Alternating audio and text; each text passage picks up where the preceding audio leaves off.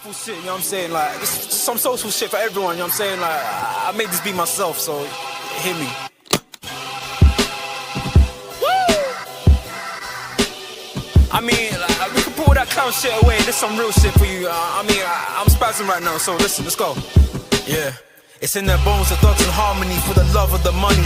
Then fall victim for the cookie, then turn pussy, it's lonely. You said you hold it down when life get rough, we're here now, so show me. We move them losses to them wins. Heavy pounds, we make it ends meet. Converse with only few who make me feel like I be 10 feet. Yes, peeps, man. We're back in the damn building. Guys, as always, smash the like button, man. You share and subscribe to the channel. And today we are taking a look at Jeremie Frimpong, the Bayern Leverkusen. Shall we call him a wing-back slash midfielder slash attacker slash whatever he wants down, you know, that right-hand side, playing under, of course, Xabi Alonso over there in Germany. Very interesting prospect. Very interesting. Now, Jeremie Frimpong, when you look at someone like him, obviously, a lot of clubs are looking at him, and I think rightly so as well, in terms of the type of player that he actually is. I think he is a very, very good player. I think it just depends on what you would want him to do in your team, though. So obviously, Fabrizio Romano has obviously put out here, Jeremie Frimpong remains one to watch in the summer. Dutch right back could leave Leverkusen in the summer with many clubs interested. The clause into his contract is worth a fee of around 40 million euros. So again, he's called him the right back. Like I said, it just depends on how you view Jeremie Frimpong. I think that will then be the kind of determining factor as to whether or not you'd want him in your team or not. Now, apparently, on a slot and Frimpong, obviously they're both Dutch, and they apparently communicate regularly with each other. Could that be someone that Liverpool signed? Now, of course, I know that Manchester United are looking at him potentially, obviously under Ruben Amorim, but I don't think he would go there.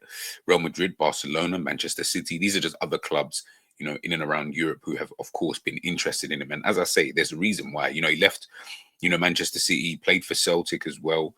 He's kind of, you know, he's done his footballing development. He's 24 years of age now. You know, like I say, he's been doing his thing, you know, for a very, very long time. And I think he's changed from the type of player that he was. He now reminds me of the kind of, like a Dani Alves, but I feel like he's better than Dani Alves in attack. More so because he plays more like a winger as opposed to what Dani Alves, you know, was doing, you know, during his obviously period in time at Barcelona and Sevilla. Obviously, this season he's got 11 assists in all competitions, got himself 4 goals. You can see with his heat map, that's where he operates. He operates really as a right winger. You can call him a right midfielder if it makes you feel better. I mean, technically, it's saying here, you know, the positions that he's played is right midfield. He's only played right back twice, and he's played attacking midfield once as well. Hence why, with the links with Liverpool, everyone's saying, oh, you know, Trent, if Trent leaves, I don't think he comes in to be Trent's replacement. I think Liverpool go out and sign another right back. I actually think that he comes in to be Salah's replacement. That's the player I think they potentially would look at. Cost effective, 40 million euro, and it's a release clause, so there's none of this like haggling stuff, and you know, it's just, you know, pay the money, get him in, no problem. And then of course you could, you know, potentially have a bit more money to then spend in other areas. Like I said, he is absolutely rapid, absolutely quick. Obviously you can see here him and Grimaldo. It's weird because it's like they've got their 4 defenders, and then Grimaldo and Frimpong are playing as like midfielders, you know, over there. So again, that's why both of them have got ridiculous records in terms of like their goals, you know, and assist over the last like couple of seasons, especially the season in which Bayern Leverkusen obviously won the Bundesliga and stuff like that. But like I said, you can see here with Jeremie Frimpong's heat map, again, it's down that right wing area. It's not really right back. You can see obviously he's got some bits there. There's obviously some patches where he is back in that area, but it is more of a right wing, in my personal opinion, in terms of where the heat map is obviously the strongest. That's where I kind of look at someone like Frimpong. Hence why I believe that Frimpong would come in to replace Mohamed Salah. This is obviously his stats from the season in which, of course, they won the Bundesliga. You can, I mean, 14 goals and 10 assists, 24 GA in a title-winning season. Had an absolutely brilliant season, you know, in that season, you know, when they won the title, he was really, really good. And I think it almost showed like a different element to someone like Frimpong in terms of what we kind of know, you know, about him in terms of the type of player that he is. And obviously, as I said, is it Trent? Is it, you know, Mo Salah? Like, I'm not really 100% convinced that if he was to come to Liverpool, it would be to replace Trent Alexander-Arnold. I believe that he could play there if you needed him to in a game. But in terms of the actual position he'll be coming in for, I genuinely think it's one of those where he'll be coming in to replace Mo Salah. And me personally, I don't feel like that's a bad thing. I don't look at, you know, Frimpong and, you know, think to myself, oh yeah, he'd be an absolutely poor signing or anything. No, I think, you know, he's got, you know, brilliant dribbling ability. He is absolutely rapid. Like, honestly, Mo Salah quick. Like, Mo Salah in his prime, that's how quick, you know, Jeremie Frimpong, you know, actually is.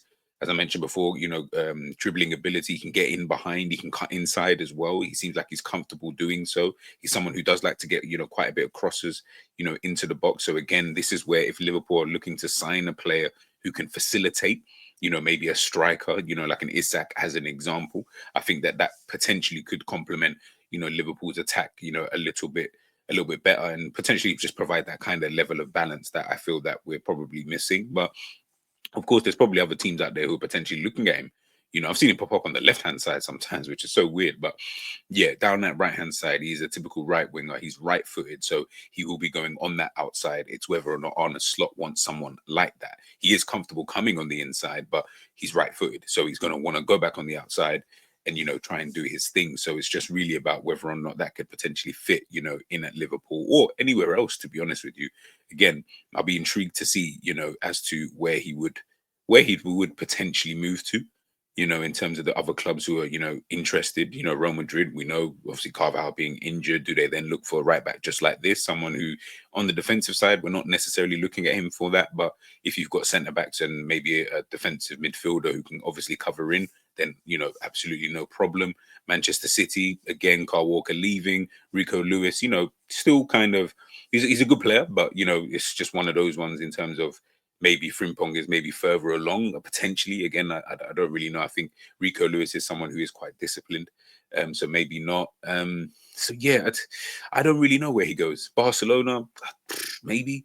Again, it's so difficult. I feel like he's going to have a lot of suitors, and I think it just depends on who really feels, well, who he feels can utilize his skill set the best: pace, dribbling ability, and can finish. You know, and he can create. So I'm not saying he's doing it at a world-class level at this moment in time. No, I do not think that he is. But what he is doing is showing that there is a level of consistency to his game right about now. Now it's about, if I step up to the next level, can I keep that level of consistency? So of course that's going to remain, you know, to be seen. But yeah, as I said before, man, Frimpong really has developed over the years. Before, he was just kind of like a conventional, I would say, conventional right back in today's football, in terms of someone who wants to get up and down, but from that right back kind of position. Obviously, he's got the pace and everything to be able to get back and, you know, help out in that kind of regards. But defensively, he was like okay kind of thing. Whereas now, I still feel like he's just an okay defender. But I just think, of course, he's like Trent. They do their best football going forward as opposed to coming back. So again, it just depends on, are you willing to sacrifice that? You know, knowing that you still got a guy who's actually quick enough to get back and help, but then also knowing that you've got the guy who can run in behind, who can run into that space, you know, and cause opposition, you know, a bit more of a threat and a bit more, you know, danger to the opposition. So, yeah, like I say, with someone like Frimpong, he's available this summer. Let me know in the comment section, would you want to sign him for your club? And if so, let me know which club it is. And let me know, who do you think he's coming in for that club? Let me know, please.